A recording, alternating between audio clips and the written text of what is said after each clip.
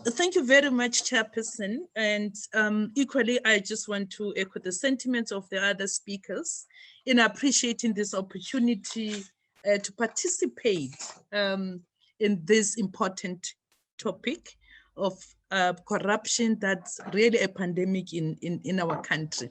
I'm representing the National Prosecuting Authority here. Our mandate comes from the Constitution. We are here to institute criminal proceedings as well as recover process of crime. The mandate of the NPA was increased, right? 2 years ago, the president then came with a proclamation and created an investigative directorate, which also then investigates.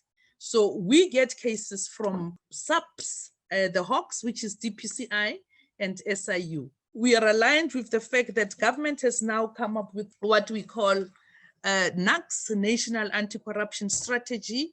There's also an interministerial committee which is going to look into fighting of crime. Government in 2003 created what is called ACTT, Anti-Corruption Task Team, and asked all law enforcement agencies to work together in a coordinated manner because we hand over from each other. We are in the process of rebuilding the ACTT.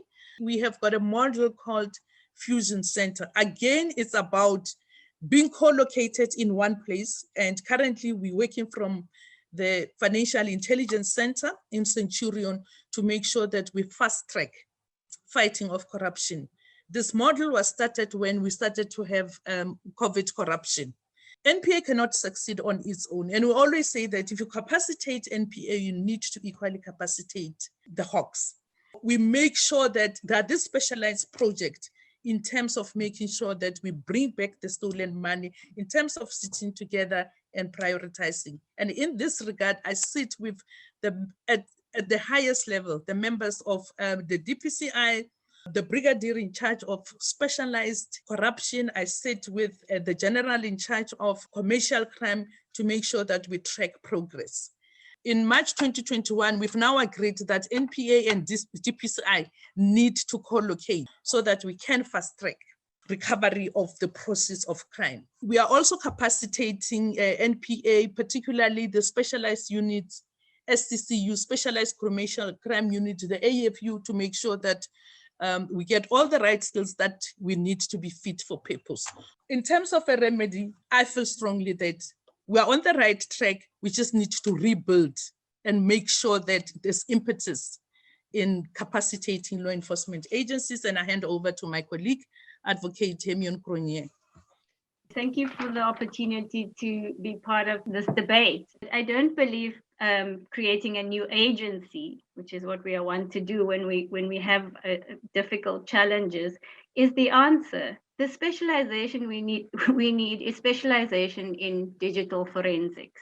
You know, whether you create that specialist capability in one agency or another, it needs to be created and it needs to be effective. We have the advantage that in the Zondo Commission, we have created a digital forensic capability that I believe is almost second to none. What needs to happen is that capability now needs to be put at the disposal of law enforcement.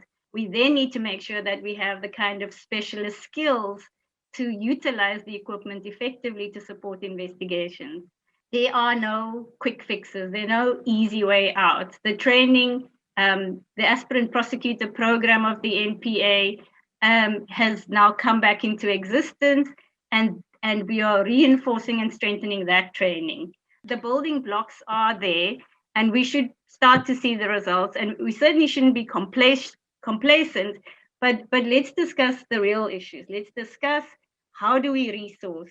How do we make trials happen more speedily? Why not have a corruption court? And we are slowly building these remedies. And so I think it would be great if we could do more of this and move much more speedily. Let's have the discussion. Let's hear what the questions are about how do we go about fixing the problem we clearly have, which is a culture of impunity and rampant corruption. Thank you.